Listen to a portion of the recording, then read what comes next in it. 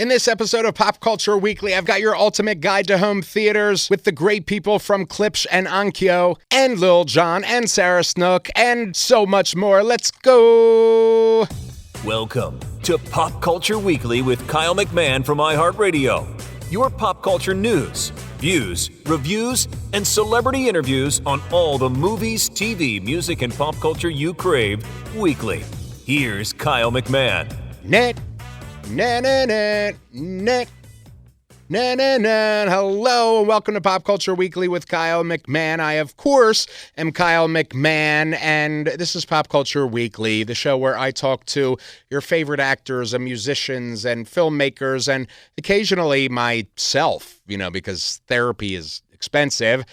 Today's episode is stacked, and when I say stacked, I mean the only thing with more levels than today's guest lineup is the number of movies I have on my watch list for work. But before we dive into that, we're talking home theater. Yes, the religion, the lifestyle, and the occasional money pit that has eaten my savings one beautifully immersive upgrade at a time. So if you know me by now, and of course you absolutely do because you've been with me for years, you know my home theater journey has been a saga, like Lord of the Rings extended edition saga, like Should This Man Be Stopped saga. It's so overwhelming, and, I started with the sound bar, cute. Like, it was fine, it made noises that, came from the movie. But then one day I was like, Kyle, do you deserve better? And the answer was obviously a resounding yes, because, self-care is important. So enter my friends at Klipsch and Onkyo, the dynamic duo of, holy crap, why does my living room sound like a freaking movie theater? Like Klipsch speakers, literally legit for any budget. They have entry-level systems, high-end systems. They even do like really expensive giant movie theater chain systems. So like they've got it all. You want something basic, they've got you. You want something that rattles your soul and your neighbor's dishes, they've got that too. And Onkyo receivers, look, if you want your system to actually work the way that Dolby intended, instead of sounding like a microwave having an identity crisis, Onkyo is where it's at. And I've got a whole ultimate guide to home theater blog post, which is linked in the show notes. So make sure you check out that for your actual written guide that you can go print out or whatever. But I'm talking like crystal clear audio, beefy power, an intuitive setup, and more options than a freaking Cheesecake Factory menu. And now, due to my friends at Klipsch and Onkyo and their amazing guidance and their wonderful help, my current system is 7.2.4 because I believe in God and Dolby Atmos. And today, we've got someone who knows this stuff on an expert level. So when you're like, what was he talking about, 7.2.4? I didn't know either until I talked with Marcus. So we're going to kick things off with Marcus Buckler, who this guy understands Klipsch and Onkyo way better than anybody in the business. This man is a genius with home theater systems, with, audio and audio equipment.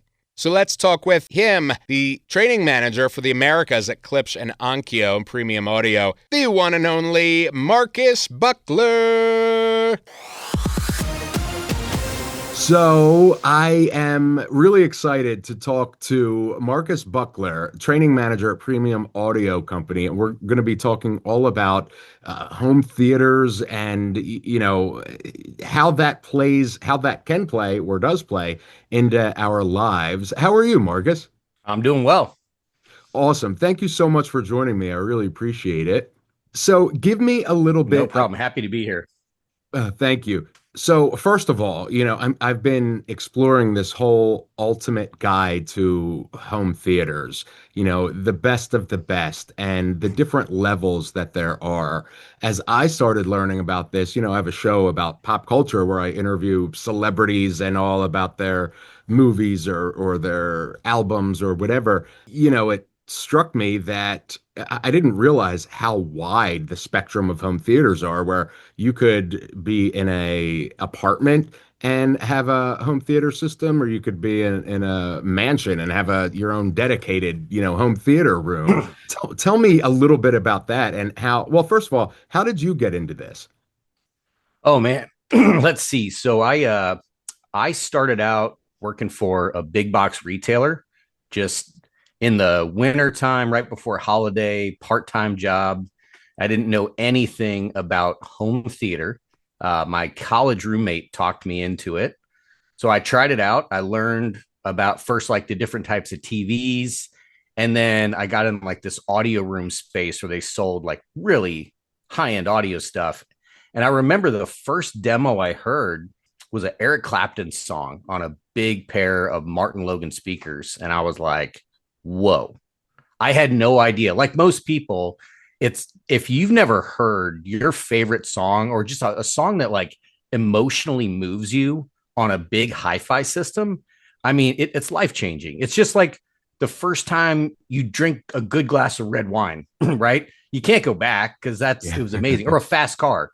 You didn't know that you can get that pull in your chest on a fast car until you experience it. And then you're like, oh my gosh. And you chase that forever. Hi-fi is no different. It's a never-ending rabbit hole where you can go from, I mean, you can go from literally millions of dollars. I've seen systems in the hundreds of thousands at shows. I was at Munich this year. There's a $1 million system there. Wow. But again, for a listener, don't let it intimidate you. One of my favorite things when I'm doing a training, like as I grew through my journey in hi-fi and retail, I remember today's customer is different than like we were. I'm going to date myself, but we were when we were kids. Like my dad gave me a small 2-channel system, like a boom box from a pizza place we had. Oh, wow. And I put it in my room. Yeah. And I hooked up the speakers, sounded great. And then I hunted around the house for more speakers. And I plugged it all in. It eventually blew up. But like today's customer, they don't really get that, right? Like most of them, their first audio experience is these little white pods that come with a cell phone from a fruit company, right? That you put in your ear. And if I want to listen better, I get the pro version of those pods, right? And that's awesome audio to me. And it is very, very good. But as you grow into like spatial audio, which means like speakers in front of you, a room that sounds great, and then your favorite, you're playing your video game, you're watching TV, a movie, or listening to some vinyl, like it's a life-changing experience. Don't let it intimidate you, because you can start small and grow into these things. And so that's kind of like my journey. Is I started small box or big box store, became a manager. Then I was a brand manager for a company called Magnolia Home Theater, which I trained. So I trained associates across the Southeast US. I'm out of Atlanta. And then eventually my journey took me to a manufacturer, and I've actually worked for quite a few manufacturers. Most of the time because you work for one and then they get bought by a bigger company. Yeah. And they add more brands to you. And then a couple of years ago, I landed here at Premium Audio Company with it's a great place because we have the legendary Klipsch brand, and then they bought Onkyo. So now we have an amplifier brand, and we've got our passive speaker brand. Both have been around since the same year. They both started in 1946. So that's a little bit of my journey, but also a little bit of my training history with people of like, don't be intimidated by this stuff. It's a journey. So start small, grow into it. There's a lot of options. So for somebody, because we have listeners and viewers and readers from all, walks of life, all budgets. If I'm, what is interesting for me, how I got interested in this, was I bought a house, and I've obviously always been a huge movie buff. And my goal was, when I bought a house, I wanted a dedicated home theater room. So I finally got my first house 3 years ago or so. And I started, really thinking about it, because I was at a friend's house that had this awesome system. And I was like, I'm hearing things that I didn't even hear in the movie theater, and it really just envelops you in the sound, which then envelops you in the movie, you know? And so for me, somebody that's such a huge movie buff, I'm like, I that's what I want. But then I started getting overwhelmed with, I'm like, oh my God, what is that? What is that? There's, 5 point, there's 7 point, there's 7.1, 7.2. Like, I got ridiculously overwhelmed. And I'm like, okay, I don't even know where to start.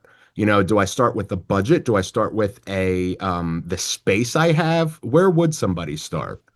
So it's important to know like how it all works because like movie theaters, Klipsch, we do movie theaters. So I think you can find us in I think half the movie theaters in the US and a quarter worldwide. Wow. That's kind of a hard space. There's a lot of people, a lot of speakers. When you're thinking about your home, it's about you. Most of the time, that is a couch.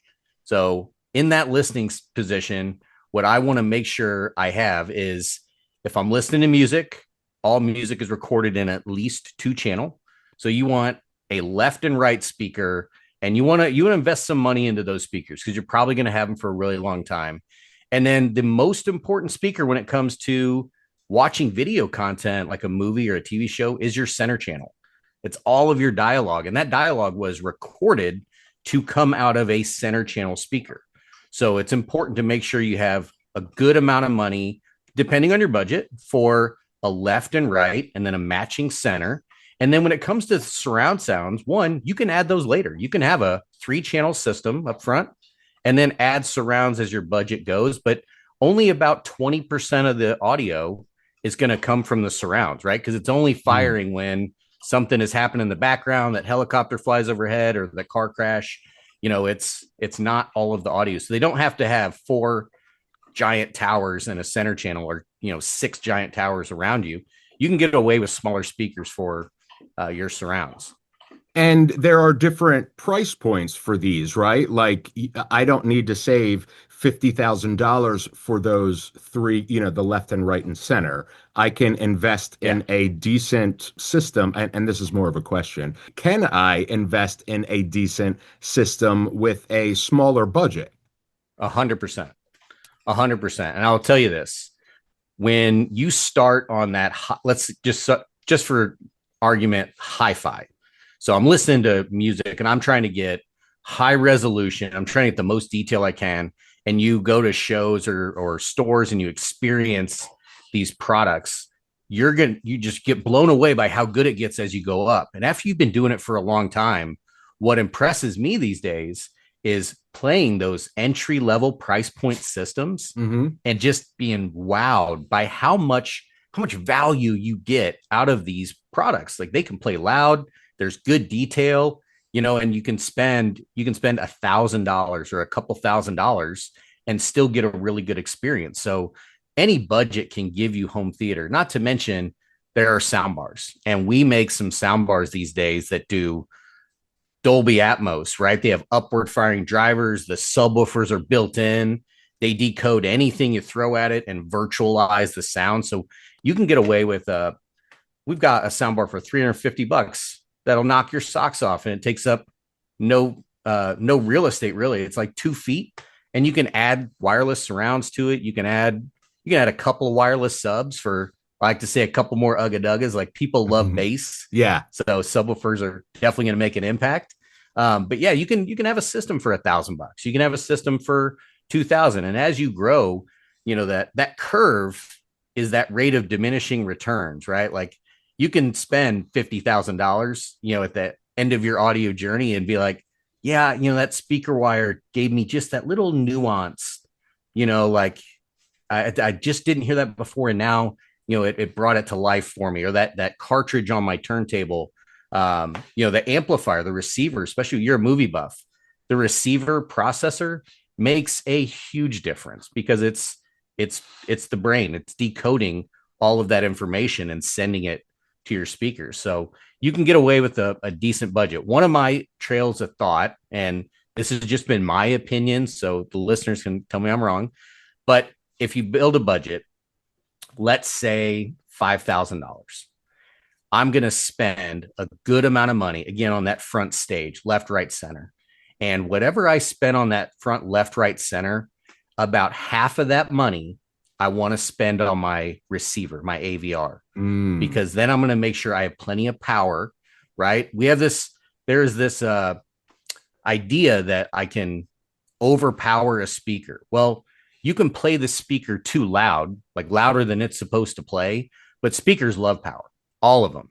And the more power you have, the more effortlessly you're going to get that sound at a lower volume that you normally would listen to. And I always use fast cars. I'm a car guy, but like if you put a 4-cylinder engine in a semi truck, you're going to blow up that engine. It's not going to do what you want it to do.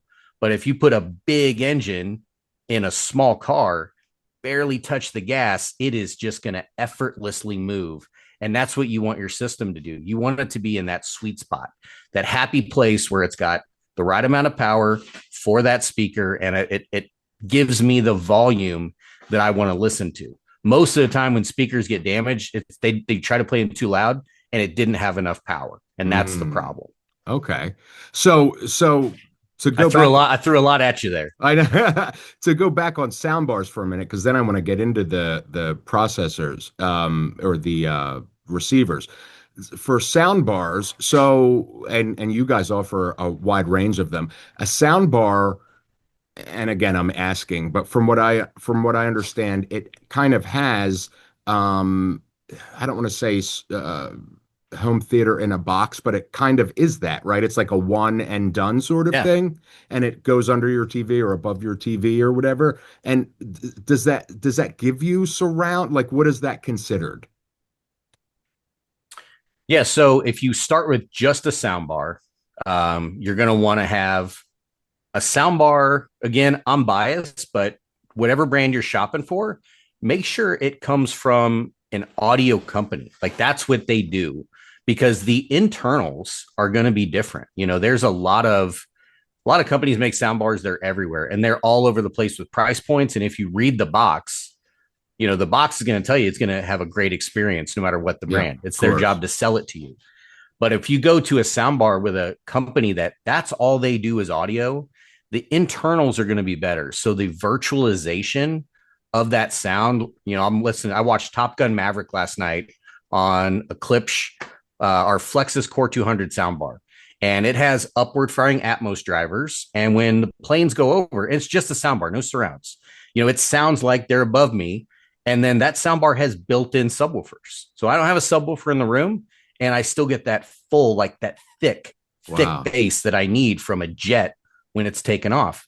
If you go with soundbars that use a lot of plastic, really simple drivers and cheap internal components, it's just not going to do that. It's not going to play as loud for as long. It's not going to last as long. And the fidelity is it's just not going to be there, right? It's going to be better than the TV sound probably, but it's not going to be, you're not getting your money's worth really. Yeah. Yeah. And by the way, that's why I wanted to come to you guys, because you guys are the best of the best. So I'm like, if I'm going to dive into this and I want to bring, the audience with me on this journey, like we're going with the best. So, and I love that you guys have different price points for different budgets and different needs.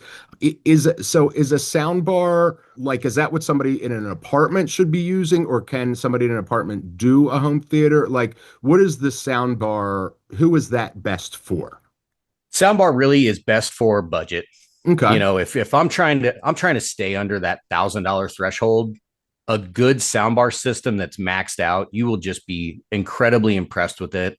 I mentioned our Flexus system. That's something we did that is very unique. So that is a soundbar that is the first time that we used our Onkyo brand to build the internals.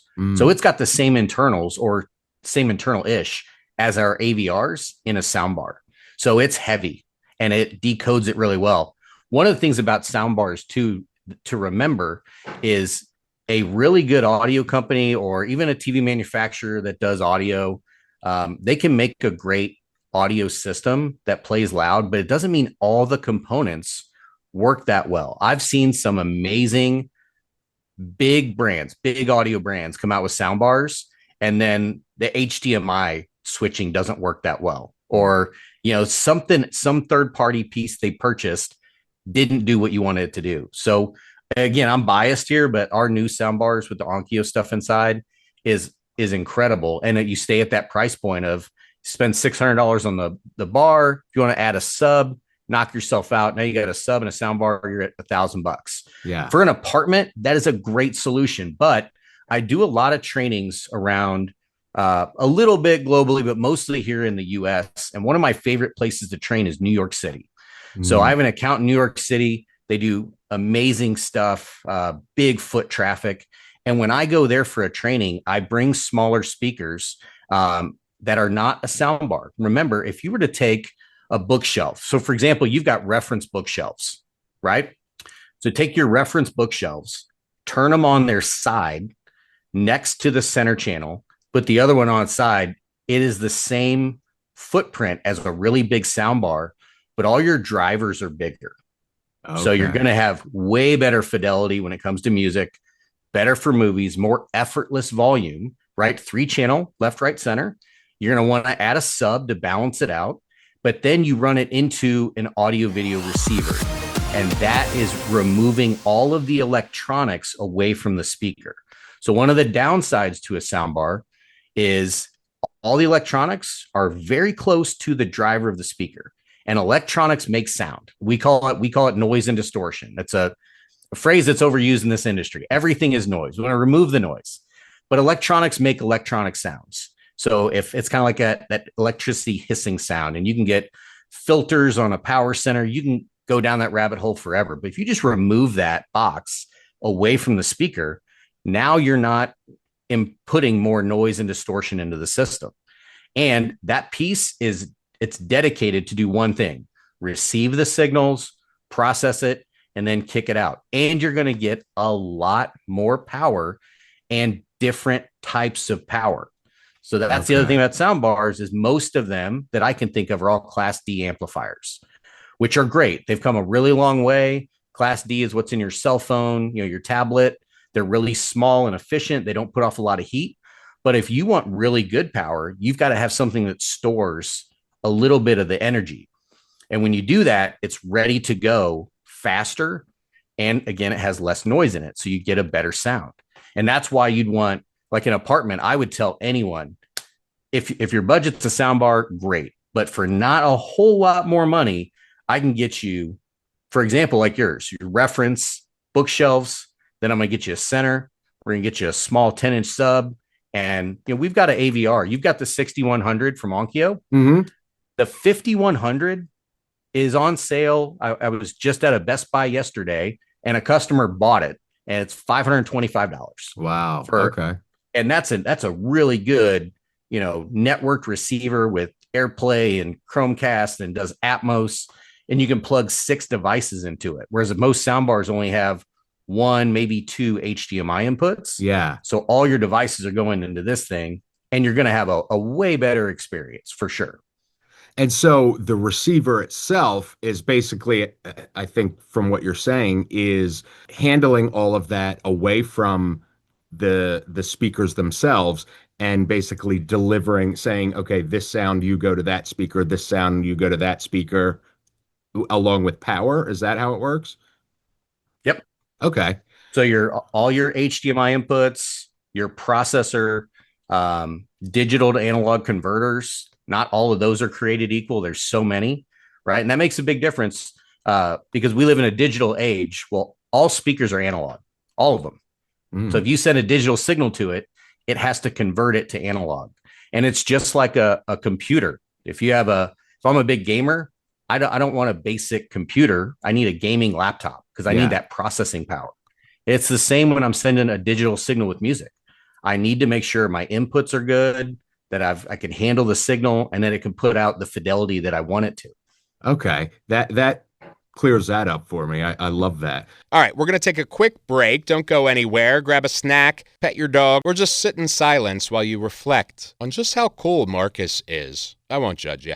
All right, see you in 60.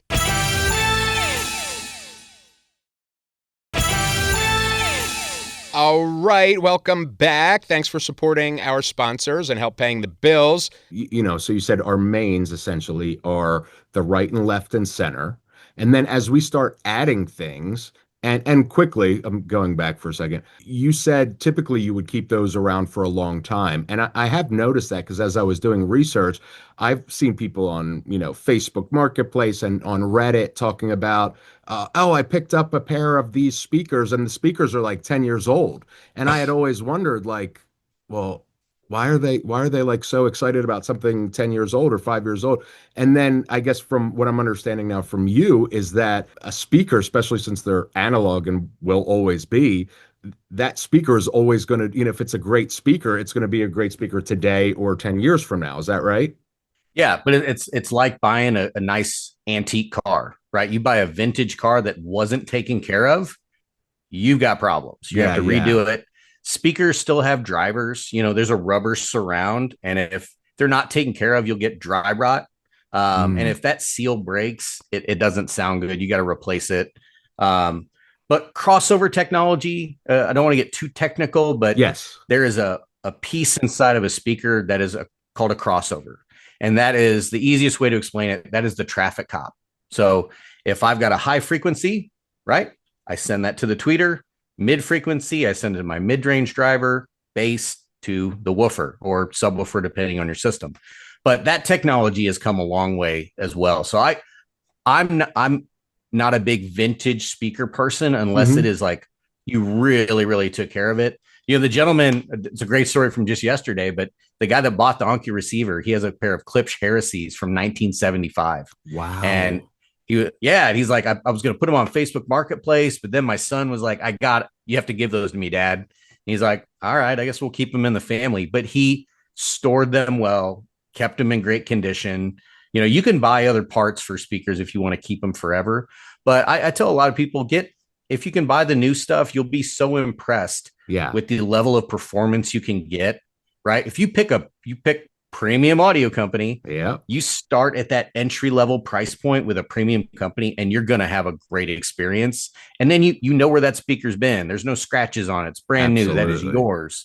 Buy the biggest, baddest speaker you can for your budget for that front stage, and you're not going to regret that. Well, and it seems like what you're saying is that, since I want to invest in those three in particular, those are going to be a part of my system in 5 years. And it's not something, I think a lot of us are used to just kind of disposable electronics, where, my buds that go in my ear, in a couple of years, the battery's going to be crappy. I spent $300 on them. I'll just buy a new one. These, like, if you invest well now, they are going to serve you throughout your kind of home theater journey from my understanding. Absolutely. And as long as you stay with the same brand and style of speaker, you can add to it and you're going to have the same type of sound. It's called timbre matching. It's making sure that, like, if you've got the reference speakers, that's an aluminum tweeter. I want to make sure that the next set I buy, if I buy the reference, next generation, get the ones with the aluminum tweeter and I'll have the same style of sound all the way around and it sounds the same, so that you don't have that bright sound in the back and then a warm sound up front. Everything matches and you can build onto that. Again, you build that front stage and you have an AVR, the 6100 or the 5100, you've got plenty of channels you can add to it. So you're building onto the system without ever growing out of it. Gotcha. Okay. And so now we've covered sound bars and the center stage receivers.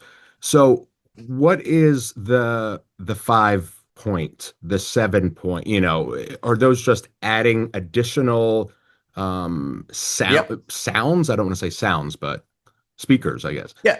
When the movie was recorded, someone listened to the whole movie with their board and they said, this is going to go over here. And a lot of movies, the content is edited, it's added in. It wasn't recorded right there. So they added it in and you can get an incredible experience today by making sure you experience that, which is if let's start with 5.1. So I've got 5 speakers, right? Left, right, center, 2 surrounds. And then the .1 is always your subwoofer level. That's a low frequency, goes straight to the sub. And that also helps the speaker not try to play lower than it can. You're Okay. giving that to the subwoofer to take over. And the subwoofers today are incredible. They effortlessly give you lots of bass. But a 5.1 is a really simple system. When you go to 7.1, then you're just adding two more speakers, which are your immediate right and immediate left. And then you've got two behind you. So you got four surrounds and then your front stage, one subwoofer. When you go to Atmos, you're adding that dot system. So Atmos that's where you see like a 7.2.1. Okay, that's exactly what I was going to ask you. Channels. So the high channels they're the ones that are on the ceiling and point down. Is that right? Two schools of thought. So you've got a couple flavors here. You can either have toppers on your speaker that reflect off the ceiling. So if you have an apartment again, I don't want to cut holes in an apartment I'm renting. Not going to be good when I leave. Let's reflect it off the ceiling with the Atmos topper that sits on top of your speaker. It's about a 45-degree angle, and then it just reflects down to your listening position. You can get an incredible Atmos experience that way, and you can do most systems can do 4 of those. So you could do 4 Atmos toppers and then have a 5-channel surround sound and have an awesome experience. And what's the second school of thought? Second school of thought is I put speakers in the ceiling. So that's the best way to do it because you can control it more. You're sending that driver directly to the listening position, and it's just way more immersive, at least in my experience. There's some great examples of upward firing drivers and reflection, but if your ceiling's too high or you have like a vault to it, it's just going to change the experience a little bit. Whereas if you have in-ceiling speakers, fire them down and then run, you have built-in room calibration with all of our AVRs. You calibrate it for the seating position. It's a life-changing experience, especially for a movie buff like yourself. Yeah. My project, over the next couple of weeks is to really fine tune everything, put it all together. And, because I'm just so excited, especially now talking to you about just all the different options. And, I was confused about what is it, .1.2 or whatever. So that. Yeah. So 5.2.1. So, okay. or .2. You've got your first number is your speakers. Second number is your Atmos channels. Next is your subs, which you can add more than one sub because they're all getting the same signal. So you could split it off, have a sub in the back of the room, the front of the room, and sometimes they balance each other out. Sometimes they just add a lot more bass. Okay. So what do you think, bottom line, for somebody, that wants to jump into this? Because it can now I'm much more educated than I was a half hour ago, but where's the best place for them to start? So like if I go to Premium Audio Company's website, will that direct me into building a system? Do you guys already have recommended systems? We do. So we have, you can go to Images. That's like an all-in-one type package. Also, you can get packages online. So if we love to go to our dealers, you can go to klipsch.com, but if you go to any dealer, local dealer, go take a listen to what you like to hear. Hopefully it's a Klipsch speaker. We have a pretty big following. A lot of people listen to Klipsch. Absolutely. But again, really think about your budget. And then what I want you to do is if you have a spouse, talk to them about that budget first so you're on the same page. Because if you show up with a ton of speakers and you didn't talk about it, they're going right back. But no, look at that budget and then do some research and then go back to your budget. One of the things I tell people all the time that are like, hey, here's my budget. How did you get to that number? Is that just all you have to spend? Because when you start doing research, you're going to see, I need that. I'd like to start with that at least. And that budget grows all the time. So take a look at your budget, do some research, then go back to the budget. If I go to klipsch.com and I'm looking at the reference line, we build that for that entry level price point. You don't have to buy the biggest ones we have. Like you've got the R800s. And that's a big speaker, but you can go to the smaller speakers that have like a 6-inch driver. You have an 8-inch. And we even make one called the 605, and that's got a Atmos speaker built into it. Oh, wow. So you can't even see it. It's built in and it plays through a grill off your ceiling. That is one of the best pound for pound speakers you can get, because you will get every penny that you spend on a speaker. You're going to get a great experience from it. You will not regret it. And then the center channel, you've got a front ported center in the reference line, which means you can put it flat against a wall and not take up a lot of real estate. And you'll still have 4 drivers and a tweeter. So that dialogue, if there's one thing Klipsch does incredibly well, vocal presence. I mean, you're watching TV, movies, I watched Top Gun Maverick last night, and no matter what's happening in the background, that dialogue is right there. And that's a big part in movies, because if you only have a left and a right and you're blending that information, whenever there's a whisper, you got to turn it up. Yeah. And then an action scene happens. That's too loud. I got to turn it down. So you want to make sure that you spend a good chunk of that budget on, let's say 30% on the left, right, center, plant 30% on your power, and then look at the rest. You still got to buy some wire. You got to make sure you have the right cables. And then however many speakers you want to do behind you goes off your budget. And then next year you get that bonus, go back to it, build onto the system. It's a great experience. And if you are on a budget where it's a sound bar, do not think of that as a negative. You have 0 audio, and now you have 100% more audio. Yeah. So sound bars are a great solution for an entry-level price point. You buy that Flexus Core 100, $350, 2 built-in subs. So you don't have to have a sub right away. It decodes Dolby Atmos. Now, it virtualizes it again, but let's say next year you want to add surrounds. You can add surrounds. You can add a wireless sub. You get that big bonus. Guess what you do with that soundbar? That soundbar is now going in the bedroom. Yep. And in the living room, I'm going to buy an AVR, and I'm going to buy a big center channel and a couple speakers. So it is a journey that the customer is going to go on. And do not be, don't be shy about buying something at that lower price point and getting started, right? It's there for a reason, and a lot of customers love it. So you can always save good audio products. They're going to sound great for a very long time. Awesome. Marcus, thank you so much. I think this is going to be so helpful, and it was so helpful to me. And I can't thank you enough for, breaking it down for us, so we know where to go now and have a great basis to jump in. And of course, I would hope they do it with Klipsch or Onkyo or Integra. I mean, again, if you're going to do it, why not go to the best of the best? You know what I mean? We do it, and we make something for everybody. We have gaming systems, we have sound bars, and we've been doing it longer than most audio companies. Onkyo and Klipsch were both founded in 1946. And we have a phrase at the office: we've been pissing the neighbors off since 1946.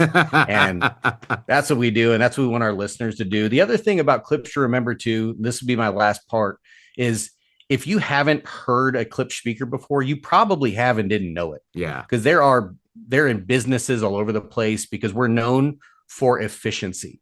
So as a customer, I would not be doing my job if I didn't let you know the main thing behind a Klipsch product is they don't require a lot of power. Paul W. Klipsch wanted the most efficient speakers so that the least amount of power was needed to give you fidelity. So you don't have to spend a lot of money on the AVR. It really helps out to have an efficient speaker. I'm going to get a lot of volume for very little power. And then on the flip side of that, we talked about that distortion piece. Mm-hmm. The less power I have, the less distortion I'm going to send to the speaker. Mm. So for a budget customer, I mean, you cannot go wrong with the entry-level stuff we have. And then again, we have something for everybody: sound bars, desktop systems. So knock yourself out, do your research, check your budget, and then do more research. Marcus, thank you so much. I can't thank you enough for speaking with me.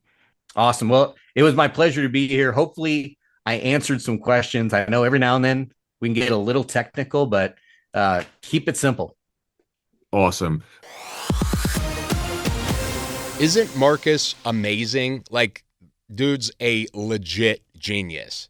Couldn't have made it any easier for me to understand home theater setups and systems and all the different options, because, for me, and I'm a junkie, like, it was overwhelming looking into all this stuff. I'm like, what is good for my space? What do I do with this budget? Like, where do I start if I have $300? Where do I start if I have $3,000? Like, where do I go? And Marcus just broke it all down for me and us.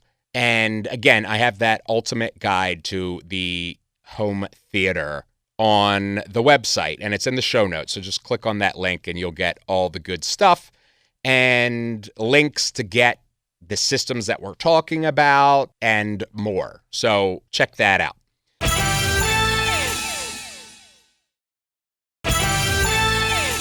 And now we are jumping from the ultimate home theater guide and the wonderful people at Klipsch and Onkyo to, and this is real, Lil Jon, who's going to be talking with us about his brand new collaboration with Hyundai. Listen, like if you told younger Kyle that one day he'd be chatting with Lil Jon about cars, I would have said, what? And he would have said, yeah. And then we both would have screamed, okay. Because that's how conversations with Lil Jon go in my head. Here he is, the one and only Lil Jon. What's that? Thank you. How you doing, man? What's that truck in the background? What kind of truck is that? That's that side or this side? Your right side. What's that? That's I have no idea, to be honest. I know. I'm outside of my studio. I'm on location at a place called Freightland, which is this haunted attraction in Delaware. They've got all kinds of crazy stuff here, so I'm working with them on something. And what'd you say? You like the Halloween vibe? You like the? Oh, it's my favorite. I'm a huge horror fan. Oh my goodness. Okay. Good. Are you not? I don't do the haunted houses and all of that. Nope. Good. I'm good. But what you do is you are working with Hyundai on, you just did a commercial with them for an exciting new vehicle that they have. Tell me about that. How'd you get involved with them? It's the Palisade, and it's their luxury SUV. They had an idea because they've done a campaign before where it was like called like OK Hyundai. And I am synonymous with the word okay because of Dave Chappelle and my music. So they reached out to me and I thought it was a great idea. I loved it. And that's how we made it happen. And it was like easily rolling off the tongue. Once I saw the car for the first time and I got in the car, I was literally like, okay, Honda. Like, oh, y'all doing it. Like, this is nice. Like that really means like this is nice. Like I wasn't expecting that Hyundai, but okay, y'all doing it. And that's what I got, the vibe I got when I got in the car. So I was really shocked and impressed at how luxurious the car was. Even the way the car looks, the grill on the car is impressive. It's a fly SUV. I can't wait to get one so I can just whip around the city, go to the gym, and do what I got to do in my Hyundai. And it's a hybrid too, which is amazing. You know what I'm saying? And it's crazy because I've been looking at, electric versus, electric, fully electric versus just a regular gas and then hybrid. And I was like, and then Hyundai came with this and it was like perfect because I wanted to move for a hybrid. I didn't want to go fully electric. So I think the hybrid is the best way to go because you get gas and you can get electric. I think it gets like 600 miles Yeah. on the charge, plus you got gas. Like, so it's crazy how this all came about, and it was actually what I was looking for. And how was the shoot? How was the production of that? For shooting the campaign, like were you enjoying all this time in this car? Like it's brand new. It's it hasn't even hit yet, right? Hit I the don't streets. know exactly when it hits on the streets, but yeah, it was my first time getting in the car, and I had to, like, of course, sit in the car and enjoy the car, like, and it wraps around you. It's like really luxurious, and it's like I enjoyed I could relax in the car. You know, Okay. sometimes they like cut, and you can go back to your trailer, and I think I was just chilling in the car because the car was just that comfy. You know what I mean? Yeah. And it's comfy. I shot in one of the social videos. I shot all throughout the car. So I was in the driver's seat, I was in the passenger seat, I was in the back seats, and it was comfortable in all of the seats too. So it's Yeah. not just one person's getting the most comfort. It's the full vehicle is luxury throughout. That's And dope. yeah, it's a really nice car. I was really impressed.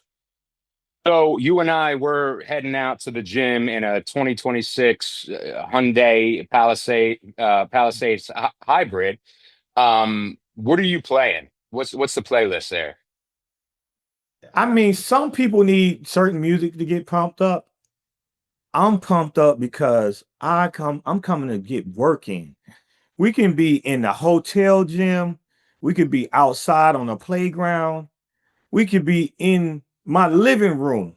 If we ready to work out, I'm in a zone.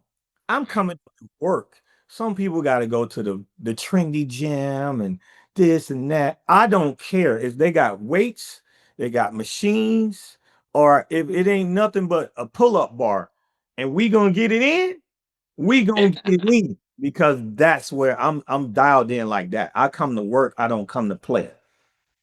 All right. So how about, we're in that Hyundai Palisade hybrid, chilling, just going on a, chill ride.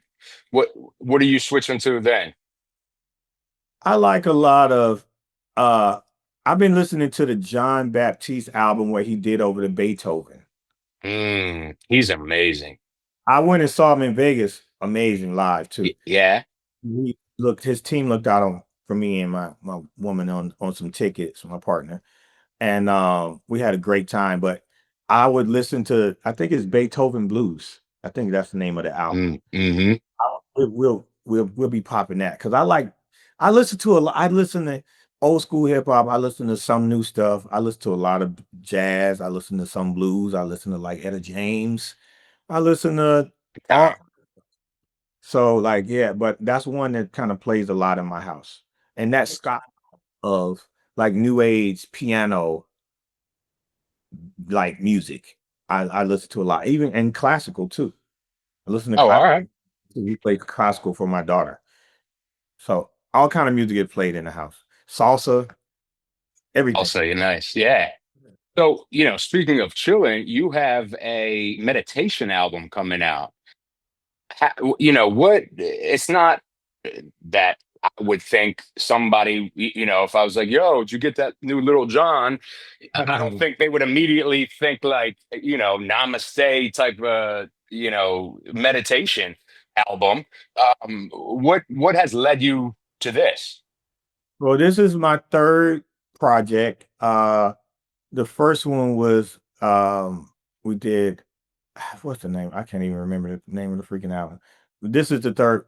Total Meditation was the first album, and then Manifest Abundance Affirmations for Personal Growth was the second album, and this album is Remix Meditation. So I recorded this album kind of about 2-3 years ago when I recorded the other stuff, and we this one me and my partners were like, oh, this is amazing, but I was like this cannot come first because basically this album is I took a bunch of songs that I produced or that were my songs that I was an artist on, and I turned those into meditations. So like we're putting the first single out is yeah, and it's like say yeah to life. You know what I mean? So it's like That's dope. so we flipped it and like it's the music is totally different. Shout out to Kabir Sago. He produced all of this, the music and the album. And it's like meditation music.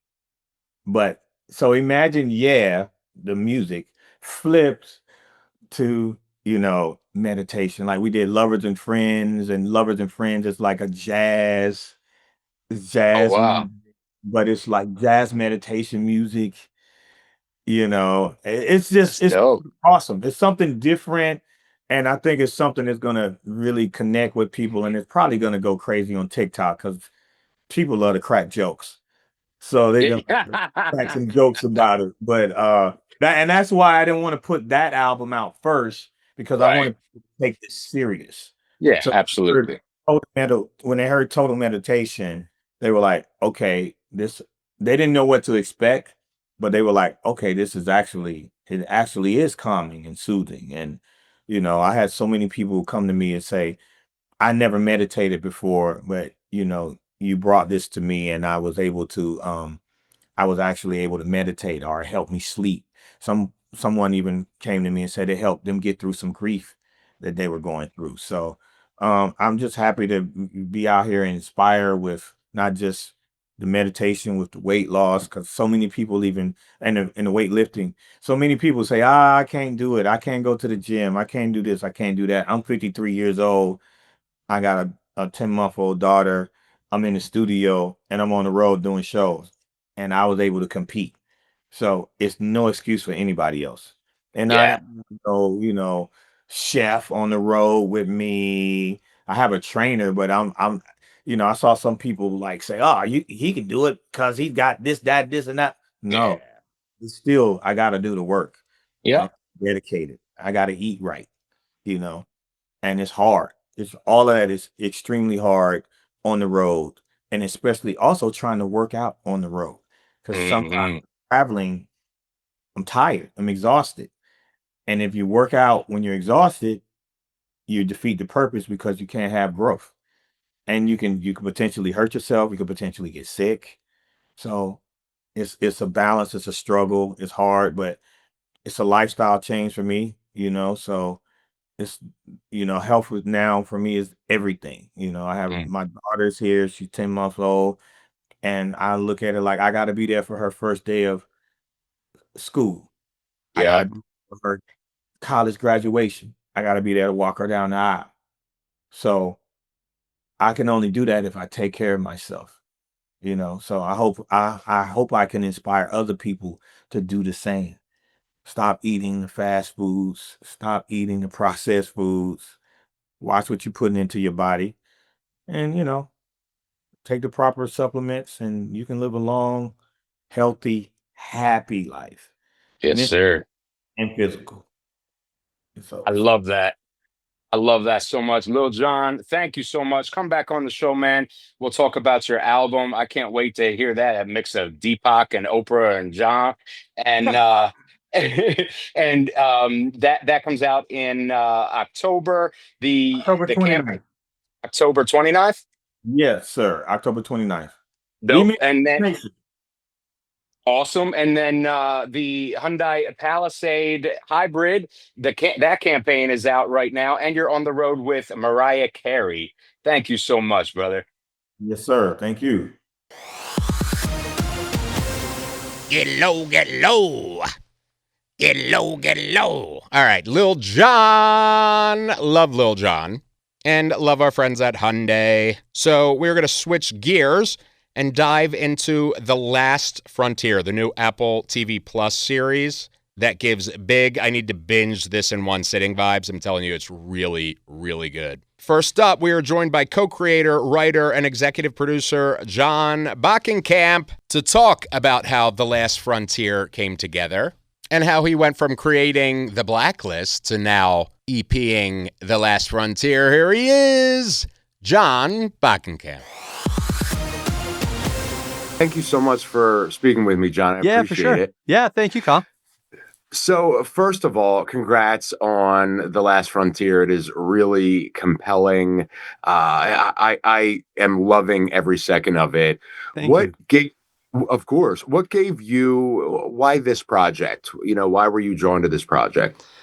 I think I was really drawn to the scope of it, right? The idea of something so remote and yet so beautiful, and the problems that the rugged nature of Alaska would present to a plane load of inmates who are incredibly ill-equipped to be in this landscape, right? That's part of it.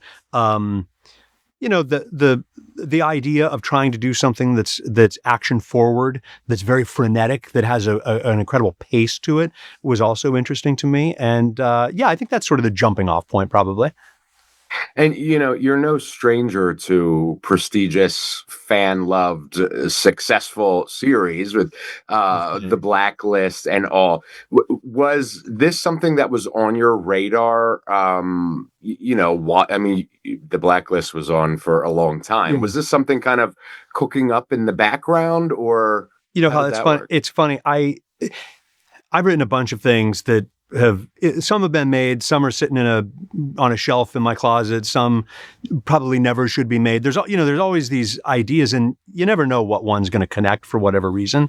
This is an idea that I had kicked around with my dear friend Rich DeVideo back in 2006, right? Forget there was no Apple TV Plus, there were no iPhones, everyone's on a flip phone. It's a long time ago, right?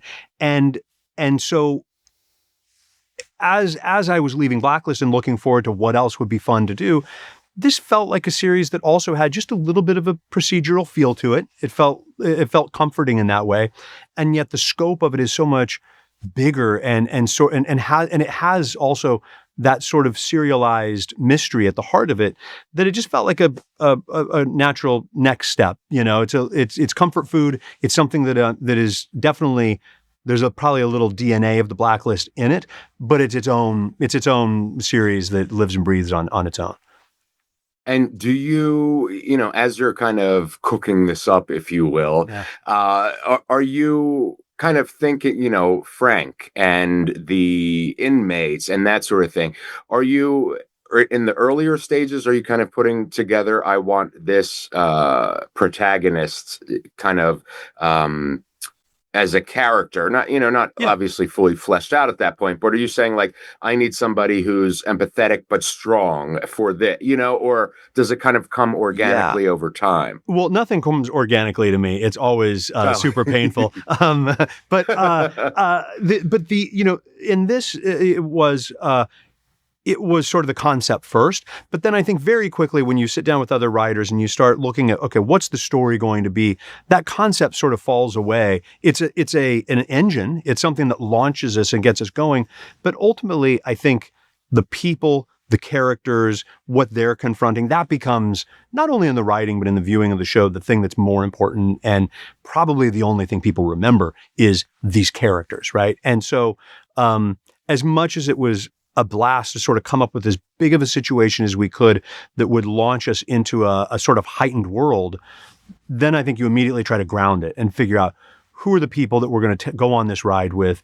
What is their sort of point of view? What are they up against? And that's where all the juice is, I think. Had you been to Alaska before? Yeah, I'd been once years ago. I went up there on a family vacation. I was mesmerized by it. I flew on one of these little float planes, and mosquitoes the size of like seagulls, and everything about it was just larger than life. And I've been very romantic about it since, but I haven't spent a ton of time there. And did you kind of, so this was before like 2006 when you started kind of thinking about that? Yeah, probably. Yeah. Okay. So as you're, putting this together, are you kind of taking some of those things that you remembered, on your trip and being like, that stuck out in my mind. I want that in here. Very much so. Very much. I remember vividly staying at this place where they had, I don't know what they technically call them, the dogs that are part of the Iditarod, right? This family had these dogs and they were all chained up to these little huts and they're all barking when you go out at night. And I thought, wow, what is that? Like that, those sort of pieces, they're just, to me, they're sort of little pieces that maybe go in an email to myself or little pieces that stick in your mind. But then that's what's almost therapeutic about going through writing the series. You're grabbing little pieces of memories, of trips, of things that stuck out or felt strange or dangerous and trying to put them into this soup and make sense of it all. I'm just curious about, as you are doing a project like this, do you start to kind of, for instance, the characters themselves are obviously, integral and they're so well written and fleshed out, but Alaska, the scene itself kind of becomes a character in a lot of ways. Yeah. Do you know that kind of going in? Like, obviously it's part of the premise, but it really is integral to the entire story. I know. I have a good point of reference for that, because I did not know that going in. So many times people say, oh, the location, the landscape is a character in the story, and I was nervous about that because I didn't really know what that meant. I knew visually what that meant, but not necessarily what it meant to the characters. And through working, we had a consultant from there who helped us with a lot of sort of indigenous points of view on the show. But he was talking about, Sam Alexander started talking to me one day about how you have to be, the community is very important. You might be stuck 30 miles away from anything, and the only person that's going to come by on the road is that neighbor who you really don't get along with, but he's going to be the one who's going to help you out, right? And so there are problems in a place like this that you can't buy your way out of. You can't pick up the phone and call your way out of, and you have to depend on people, right? And so that community, that's what I became really interested in. And so when we talk about the sort of the landscape being a character in the show, it really is. But again, only through those people who are existing in this place. And I thought that was a really interesting point of view.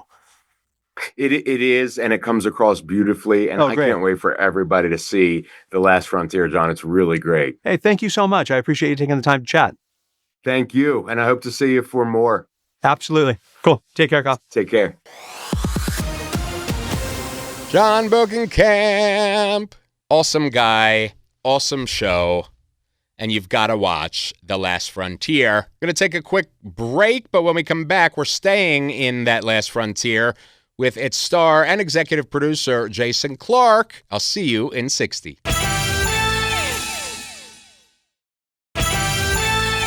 Welcome back. We're continuing with The Last Frontier, and we've got its star and executive producer, Jason Clarke, who is one of those actors who just disappears into every role. Meanwhile, I can't disappear anywhere because I'm too loud and tan. You know Jason from things like Pet Sematary, Terminator Genesis, and that little movie called Oppenheimer. Now he is going to talk to us about Apple TV Plus's The Last Frontier. Here he is, Jason Clarke. Thank you, Jason, for joining me. I appreciate it. Good, mate. How are you? It's a great setup you got going on there. Oh, thank you. I appreciate it. Congratulations on the series. I really, really love The Last Frontier. Kyle, I love hearing that. I really do. You guys watch a lot of stuff, and it's just, I really respect it because you've been watching it. You've gone through it. You're inundated all the time. So thank you very much. I enjoyed it too. And that's what I was going to ask you. What, obviously it's drama, thriller, action. But was it fun to film? Kyle, I had a ball, man. I rode horses, skidoos, planes, tundra buggies. It was, 6.5-minute action sequences with Sam Hargraves, one of the legends of action and stunt work. It was, we shot in mountains and dog sledding and it was, there were very rarely a day that I didn't come home feeling good. Like feeling like I'd put in a lot of hard work. There was sweat on the brow. I'd rolled up my sleeves. I had a great bunch of cast and crew and writers and directors around me, a great crew in Montreal. And I felt like we'd done something. And then when I watched it, I watched all 10, and I very rarely watch a lot of stuff that I do. Or I wait usually quite a while to do it. So it's well in the distance. And there was an ease to it. Do you know what I mean? And I don't mean that in a shallow way. I mean, there was just an ease to, man, I really enjoyed that episode. There you go. Yeah. I asked my son, my 10-year-old son, what do you think of that? And he said, Papa, let's watch the next one. And you go, and there was something in the same way that we shot it. There was a lot of confronting things. It was very difficult shooting something this ambitious for this long. But, holy moly, dude. Yet some days you just go, this is, man, anyone. Yeah.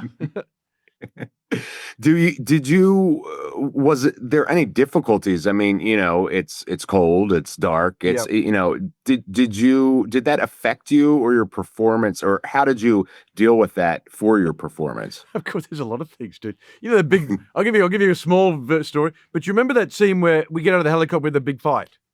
Right. Yes. Remember, I go to load my gun and my gun's jammed and there's nothing to reload. Okay, that was all one. You know what I mean? So Yeah. I had to get up and after emptying on the ground, get up, and it was slippery. It was flat, hard ice. And the guy that ran at me and gator rolled me, he was the heavyweight jiu-jitsu champion of the world, Lee Villeneuve, a wonderful man, the strongest man I've ever felt in my life, bar none. And we'd rehearsed it a couple of times, in carpeted places and all that. But he rolled me. We did the roll. That was all great because that was the important part. When he picks me up to roll me, I got to let it go as I do my knee. Very dangerous. And once again, this is 3.5 minutes into the sequence, so shit's breaking loose already.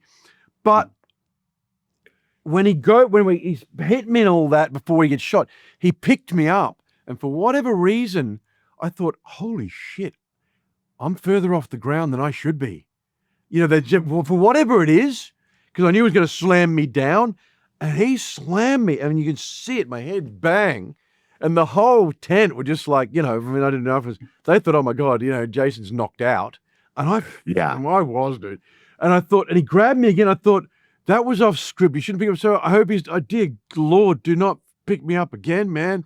Do not pick me up again. But then Dom comes out of nowhere and shoots him, you know what I mean? And it's on, but you can see me, this thing getting up, and I really was seeing stars. But like, at that point, there's something about the old Doctor Theatre. You can't stop because we're pulling this off.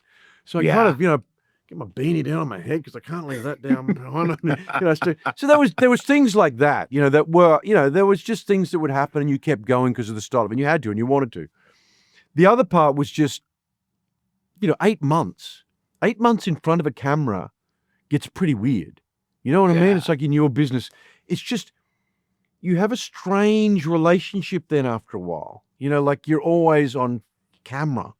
You're always, and it's the relationship with yourself as well, because it's like, you kind of forget the reality of this tunnel you're in, and that was hard, and then just sticking to it, man. You know what I mean? Making sure that I didn't get sick, making sure I didn't get any injuries, making sure I knew my lines, making sure that everyone else was okay, and that everyone was happy, because it was a massive circus that traveled, everywhere and worked long hours and had a lot of fun. Well, it really shows. I can't wait for everybody to see The Last Frontier. Yeah. You are a gem in it and everything you do. So thank you, Jason. I really appreciate it. I appreciate it. Have a great day. Enjoy. You too. Jason Clarke. Love him. Love The Last Frontier. And it is available right now on Apple TV. I highly suggest you watch it. And then, of course, let me know when you do. If you're on the iHeartRadio app, you can use the talk back button and send a voice memo to me. If you're not, you can go to podcast.popcultureweekly.com and hit that microphone button to leave me a voice memo, and you might just hear it right here on Pop Culture Weekly. All right. We go from one thriller to another as I chat next with Abby Elliott and Jake Lacy about their new project, All Her Fault, which is a limited series on Peacock based on the book All Her Fault by Andrea Mara, which basically is where a mom goes to pick up her son from like his first play date with a new friend, but the woman who answers the door has never heard of her son. It's really crazy, really good. The vibes are like suspense, drama, mystery, and the occasional, I can't trust anybody. Just like Family Holidays. In any event, let's kick off All Her Fault with Abby Elliott and Jake Lacy. Thank you, Jake and Abby, for joining me. I really appreciate it. Thanks for having us. Thanks so much. Thanks. Of course. So first of all, congratulations on the project. It is captivating, and I can't wait to talk about it with people. How did you both, were you familiar with the source material, with the book beforehand? And if so, did you read it? And did that play into your, doing your characters? I did not. I didn't read it, but I love this genre of story, whether it's on TV or reading a book or audiobook. I listen to a lot of audiobooks, but this is the kind of thing that I love. But I am glad that I didn't read it because apparently my character Leah is very different in the book. And, you know, there aren't too many similarities. So, well, I mean, there are, but like with Leah, Right, she comes in later. But yeah, I was excited to dive into something new and different for me coming from comedy. This is like, you know, something I've never done before. And yeah, I was thrilled to work with these amazing actors. How about for you, Jake? I read the book, but the the script is just like the thing you're going off of. At no point are you like, Megan, in the book it says like Yeah, but there weren't similarities. that's right. Yes, there's discrepancies between the source material. Yes, but not enough that you're. I don't know about this, but there'll be like a good example is in the book, Peter is like 15 years older than Marissa, and so then there's this kind of like paternal aspect and this kind of generational difference between Marissa and Leah and Colin, and then Peter is sort of removed from that in a way. And his point of view on Colin is very clear in the book, that Peter is like, why is this dead weight hanging around my family? And that wasn't as clear early on in the scripts, but it was nice to have that information because it does come out later that Peter's point of view on Colin is like, you're a loser. Like, why are you involved with anyone in my circle? You're dragging them down. And so to have that little piece to, even if it's just a look or in the back of my mind and doesn't wind up in the edit, like that vibe will affect something where the dominoes kind of make sense as they fall later. But yeah, it's like those little things. You blew it. What I'm trying to do is neg you, and We could go back in time. let's redo the whole You know. speech. So, I'm sorry. I guess I wouldn't know because Well, I was going to actually ask you. I was kind of told not to. That's all I'm going to say. No, I got you. And yes, it was made clear that this was a different thing. But project. And bad boy. one of the things I was going to ask the both of you is, and you're kind of answering it now in between your interaction, but it is, a heavy project. Did you have moments of levity, which I think in the last 5 minutes you guys have shown me there may have been a time or two that you found. Did you grasp on to those moments? Those funny moments between each other, the cast, because it is heavy material? Yeah, or absolutely. is it like cut and then you're like, blah, blah, it's a party? No, I think that there were some days where we kind of sat in it. Yeah. And, especially kind of, in the beginning, one of the first kind of scenes, well, I guess we went chronologically but the stuff in the house we shot later. So like all the kind of setting things up, that we shot first, and that was really great because we got to know each other and got to know the cast. And then like the stuff where we're all together in the house, that was shot later, and that those scenes were a little more tense because that's when the revelations start kind of unfolding. And but as parent, like I'm a parent, Jake is a parent, and to have like to cut and to be able to have that friendship kind of already formed, and to know when to joke around and to know when, oh, okay, Abby's like really in it right now, she's like having trouble with that scene or whatever, I'm not gonna like bother her, and like like that's like the primary thing I think is like reading the room. Yeah, if somebody's got some of these scenes really are a small piece in setting up this very heavy story, but the actual scene itself is not particularly heavy or dramatic, and so you handle that one way. And then other days it's like, oh, someone really has to like hit this thing. It's very specific. It's emotional. It's all that. Yeah. You just want to like give people their space to do their work and read the room and kind of follow their lead in that moment to go like, do you want to mess around in between, or is that helpful to just kind of ease off a little, or do you want to be left alone? And yeah. And also for me, at least, like it's a lot of, I just keep saying this. I sound like I'm just whining about takes, but like, it's a lot of takes. It's a lot of coverage to get like a wide, a 3-shot, a 2-shot, a tight 2, a single, an ECU. Like you're doing a lot of takes, and to stay like it's happening the first time, for me, I want some like levity and creativity and joking around in between, because it keeps my brain working and keeps my energy up. And you're trying to keep like the emotional life alive, but maybe not full. And then also just be like responding organically so that you're not, I don't know, on autopilot. You do takes where you're like, I don't know, you think you've really hit something, but then you watch it back and you go, it just looks like an actor who's like really into their own crying, which that's pretty boring. Yeah. So, you know, you want to like find this balance of how to keep it full emotionally and alive at the same time. Yeah. Thank you both so much. I can't wait for everybody to see it. So, like I said, I can finally talk about it. I really appreciate you both. Dude, thank you so much. Nice talking to you. You as well. Have a good day. You too. Thanks.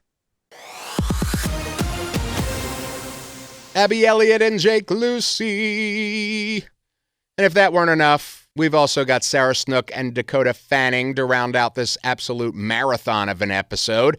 2 powerhouses, 2 legends, and 2 people who have their lives together way more than I do. So let's dive right in. Sarah Snook and Dakota Fanning. Thank you both for joining me. I really appreciate it. No problem. Hi, Kyle. So the series, first of all, congratulations. It really is incredible. And I wonder, especially for you, I'll start with you, Sarah, being a parent, did this, you know, kind of have even heavier weight than maybe another role did as you're filming? Yeah, it definitely gave me an inside track to what it would feel like to lose your child, because all of a sudden I have one to lose. So yeah, I would say that definitely there's a deep feeling there and a recognition of what it would be like to have your child disappear. But imaginatively, I really had to sort of separate her from my experience on set, because useful to draw on, but not useful to have in the moment. Too much, you know? Yeah.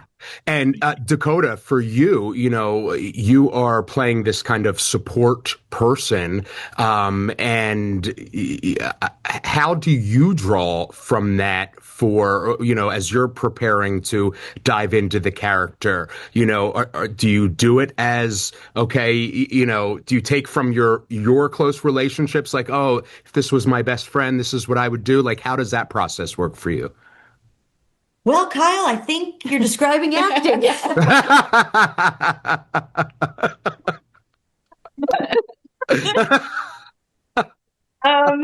Yeah, I mean, being in any character, any story, you draw from what's useful from your own experience, but sometimes you're playing someone who's at a different stage in their life or a different kind of personality or whatever. So yeah, you draw on, like Sarah said, the things that are helpful from your own experiences. And then being an actor is really about just having like a wild imagination and being able to just imagine these scenarios, however intense or crazy or otherworldly or paranormal, or all kinds of different things, and just being really like immersed in the script and the story and tracking all the relationships, and especially in something like this, which has kind of a thriller or mystery element. You're sort of always orientating yourself about like, okay, who knows what? Yeah. Do I know this yet? This hasn't been revealed yet, so it becomes a little technical in that way too. It's like, oh, I haven't been told that yet, never mind, like I shouldn't have said that line that way. It's So, you're thinking about all kinds of things and yeah, using what's helpful from your own life and then also just, making stuff up too. And did either of you read the source material first? And if so, did you find that helpful or not? Yeah, I read the book beforehand, and in sort of in part of signing on to the project, I read the book, and it was great. It was useful actually because it helped and Andrea was very keen to let us elaborate and expand the world of the book. And so the book exists in a as its original form, obviously, but then we've taken it further. We've explored a lot of the more social themes in there. We've developed more characters. We've changed a bunch of the characters a little bit, where Brian is slightly different and Colin is slightly different. And that's nice because you have a real firm foundation, and then you can leap off from it. I love that. Thank you both so much. I can't wait for everybody to see this. I really appreciate your time. Thanks, you, Kyle. Thank you. And I've learned about acting. Take care. Thank you. Sarah Snook and Dakota Fanning.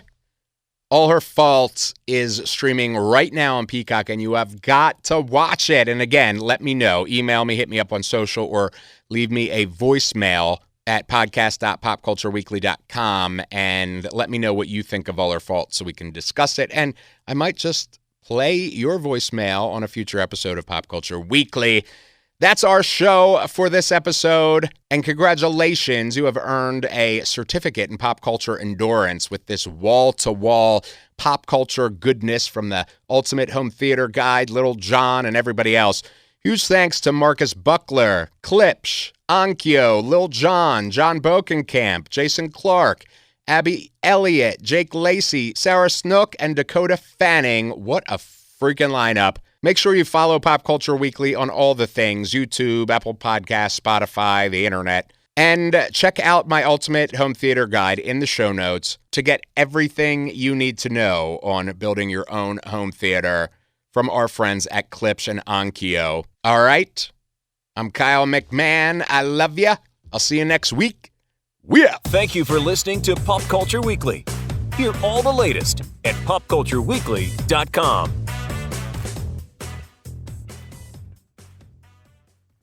The ultimate guide to the home theater. The ultimate guide to a home theater.